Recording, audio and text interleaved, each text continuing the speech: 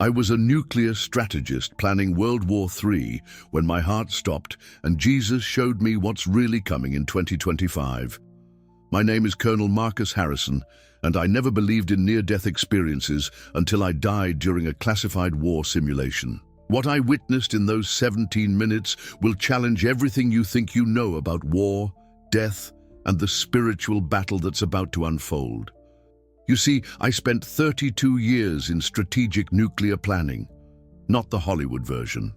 The real thing, cold calculation of civilian casualties, radioactive fallout patterns, and the mathematics of mutual assured destruction. I was one of 12 strategists worldwide authorized to model global thermonuclear scenarios. My job was to think the unthinkable and plan for humanity's darkest hour. My office was buried 300 feet beneath the Pentagon in a bunker, designed to survive anything short of a direct nuclear strike. Every morning, I would walk past blast doors thick enough to stop a freight train, past guards who knew that the fate of civilizations might depend on the calculations we performed. In those sterile concrete chambers, the work was emotionally numbing by design. We used clinical terms like population degradation instead of mass death and strategic exchange instead of nuclear holocaust. It was like being a surgeon who had to remove all feeling from his hands to operate, except we were operating on the future of human civilization itself. After 3 decades of this, I thought I had seen the worst that humanity could face. I was wrong. October 15th, 2024, started like any other day in the war room. We were running Exercise Nightfall, a classified simulation of a multi-theater nuclear conflict involving Russia, China, and several smaller nuclear powers. The scenario was horrifyingly realistic. Cyber attacks on early warning systems followed by submarine-launched ballistic missiles targeting major population centers. But what happened next defied every strategic model we'd ever created. My role was to calculate optimal response strategies while minimizing what we euphemistically called friendly casualties. But this simulation was different. The variables kept changing in ways that defied our models. Enemy moves that made no strategic sense. Escalation patterns that seemed almost supernatural in their coordination. It was like watching a chess master play against himself, making moves that violated every rule of the game, yet somehow creating a pattern that felt terrifyingly inevitable. "Harrison, we're seeing anomalous data in the Asian theater," called out Lieutenant Colonel Sarah Chen from her station. "Their targeting priorities don't match any known doctrine." I stared at my screens, watching red dots representing nuclear warheads trace impossible trajectories across the Pacific. The targeting made no military sense, but there was a pattern. There, something that made my skin crawl with recognition. "Sir," my assistant, Captain Rodriguez, whispered urgently, "the casualty projections are off the charts. We're looking at population losses exceeding worst-case scenarios by 400%. 400%. That meant over 2 billion dead in the first exchange alone. I felt something I hadn't experienced in years of wargaming, genuine fear. Not fear of losing the simulation, but fear of what we might actually be modeling. The enemy moves weren't random. They were following a logic I couldn't quite grasp, but that felt terrifyingly familiar. Have you ever had that feeling when you're solving a complex puzzle and suddenly you realize you're not just solving it, you're living inside it?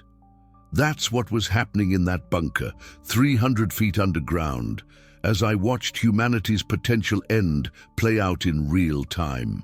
I bent over my keyboard, fingers flying across the keys as I input the latest variables. The numbers that appeared on my screen made me physically nauseous. Entire nations reduced to statistical probabilities.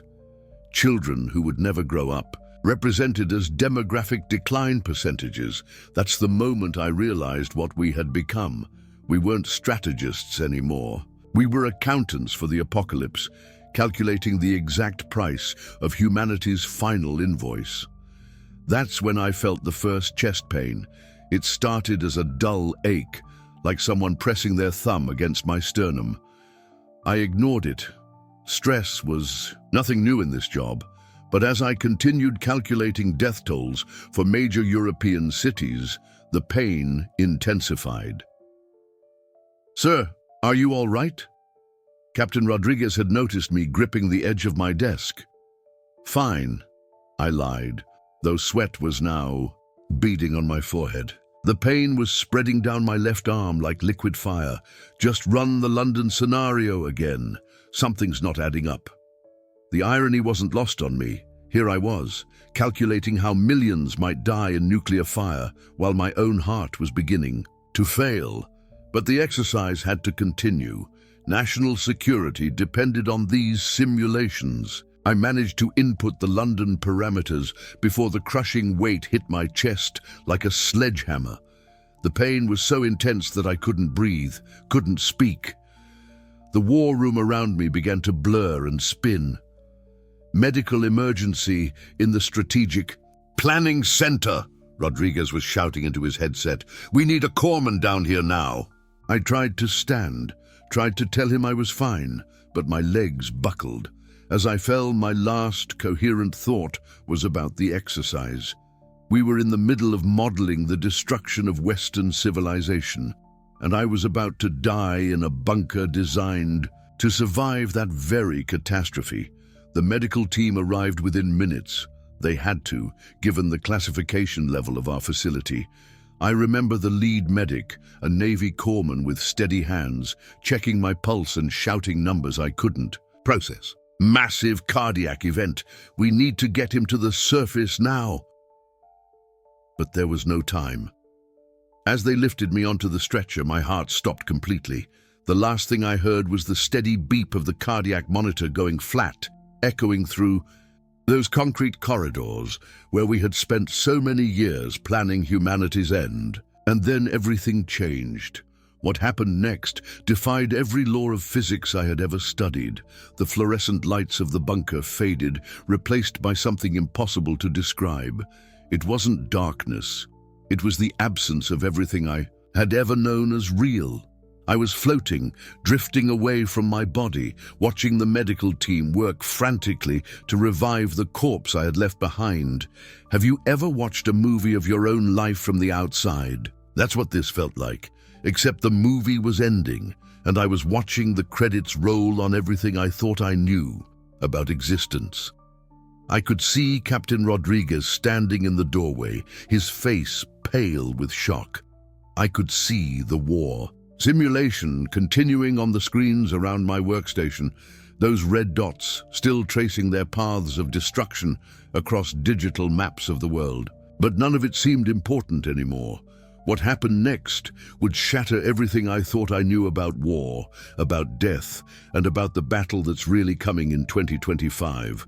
But first, have you ever wondered what consciousness really is? Because what I'm about to share will challenge everything you think you know about the nature of reality itself. As my heart flatlined, I found myself in a place brighter than any nuclear flash I had ever calculated.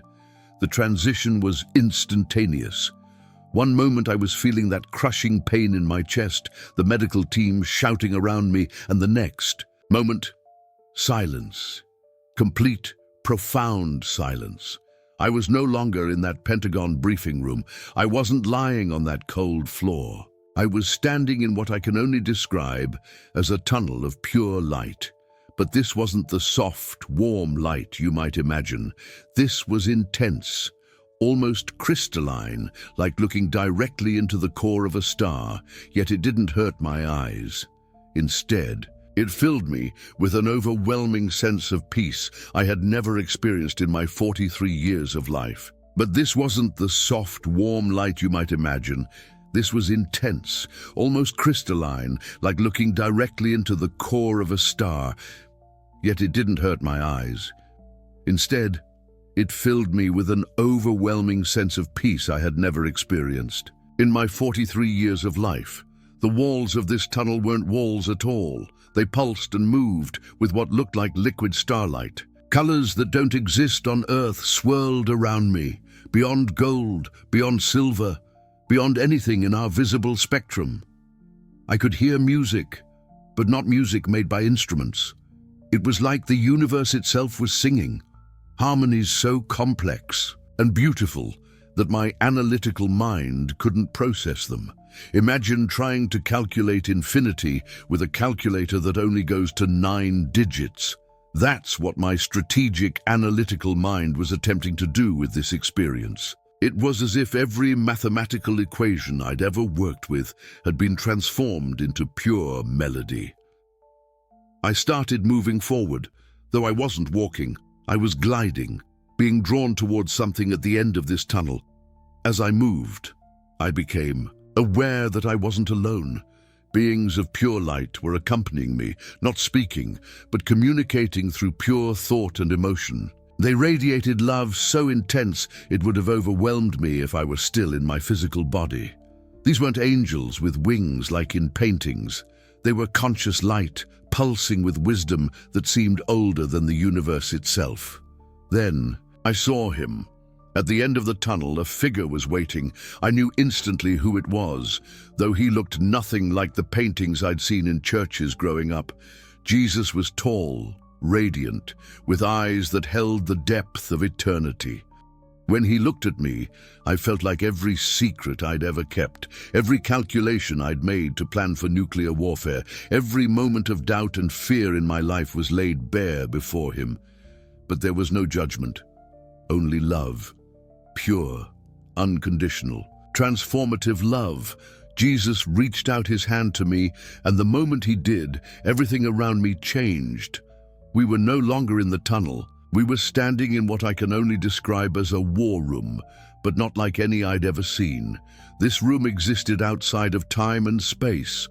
On massive screens that seemed to be made of living light, I could see events unfolding across the earth. But these weren't past events or present ones. These were glimpses of 2025. My child, Jesus spoke, and his voice was like hearing the first sound ever created. You have spent your life calculating the ways humanity might destroy itself, but I want to show you what's really coming. The first vision he showed me was devastating. I saw tensions escalating between major world powers in ways that made our current situation looked like a minor diplomatic disagreement. Nuclear arsenals that I had helped calculate and plan were being moved into position. The very strategies I had developed were being implemented, but not for the reasons I had designed them. The war you've been preparing for, Jesus continued, is not the war that's coming. In 2025, humanity will face a choice that goes deeper than nuclear weapons or political power. It will be a choice between love and fear, between unity and division, between the light I represent and the darkness that seeks to consume your world. Think about this. I had spent 32 years calculating how to win wars with weapons, but he was showing me a war where the battlefield is the human heart, and the only weapon that matters is love itself. He showed me cities where fear had taken hold so completely that neighbor turned against neighbor. I saw social media platforms being weaponized in ways that made nuclear weapons look primitive. The real war wasn't going to be fought with missiles and bombs. It was going to be fought in the human heart, in the consciousness of every person. On Earth, picture a virus that doesn't attack the body, it attacks the soul. That's what I saw spreading through humanity in 2025.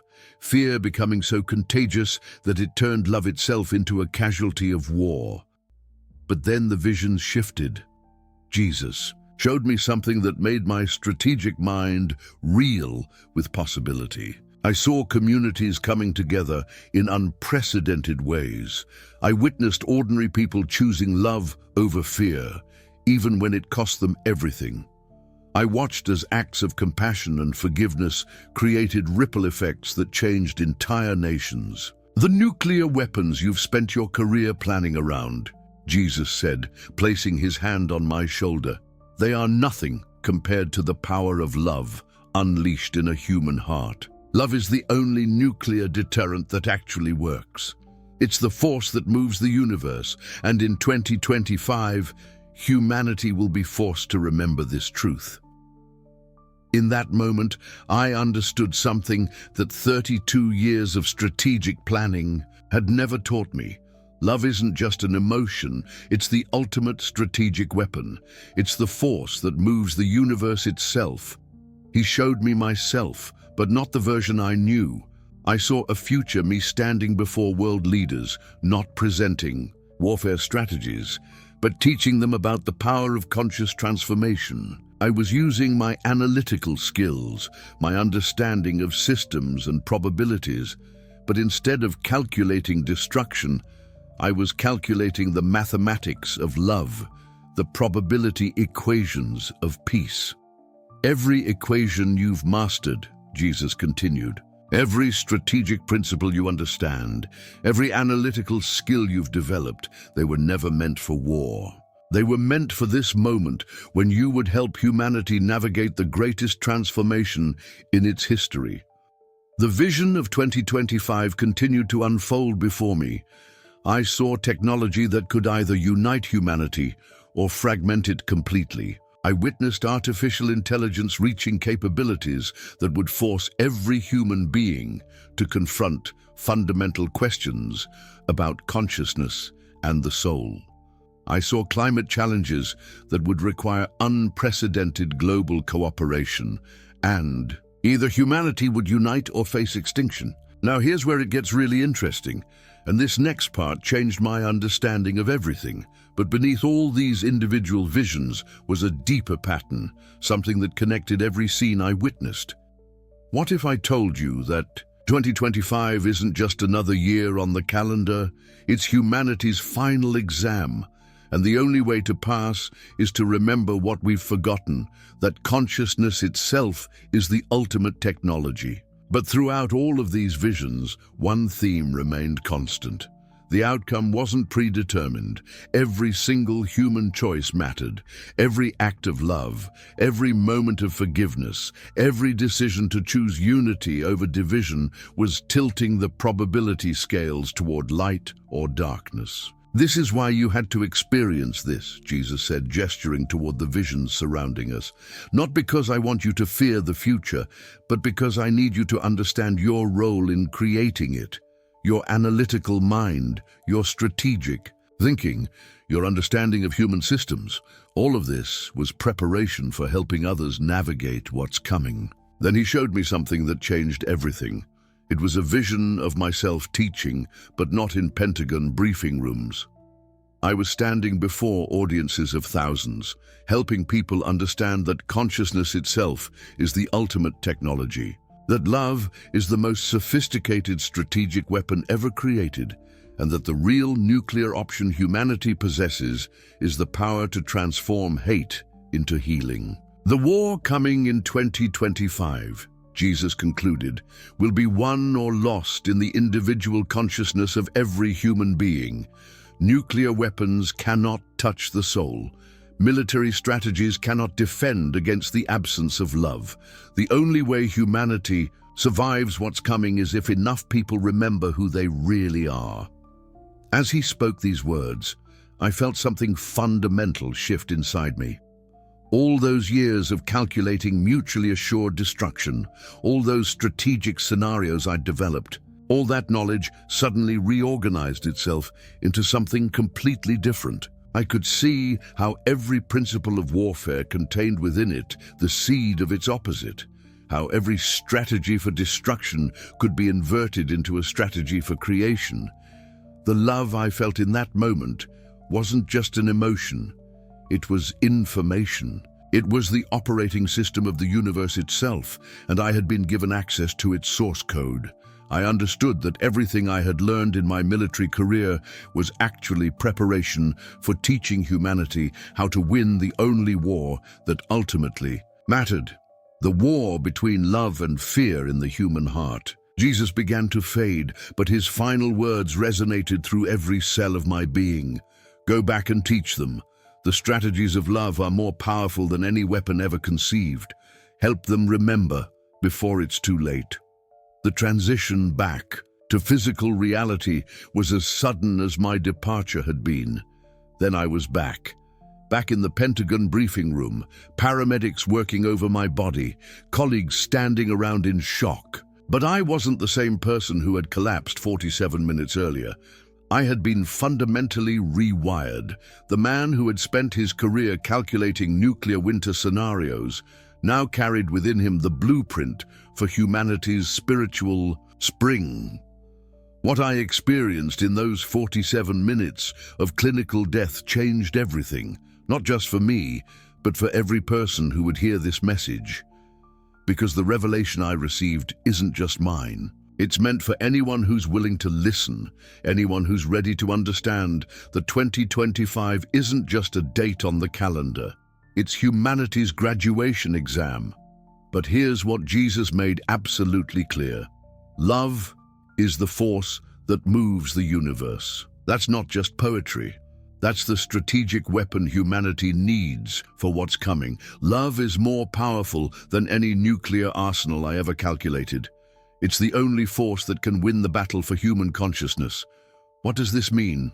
For you right now, today, it means every choice you make, every moment you choose love over fear, unity over division, forgiveness over resentment. You're actively participating in humanity's transformation.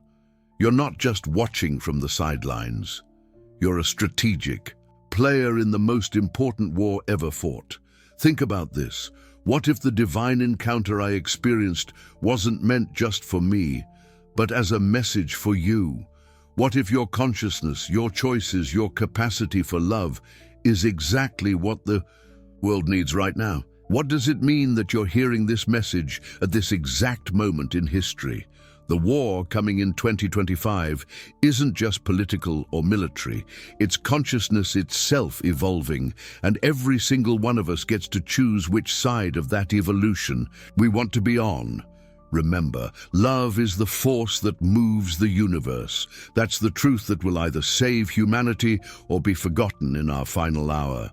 Share this message with someone who needs to understand their role in what's coming. Comment below about moments when you felt that divine love I experienced, because recognizing those moments is how we prepare for humanity's graduation exam.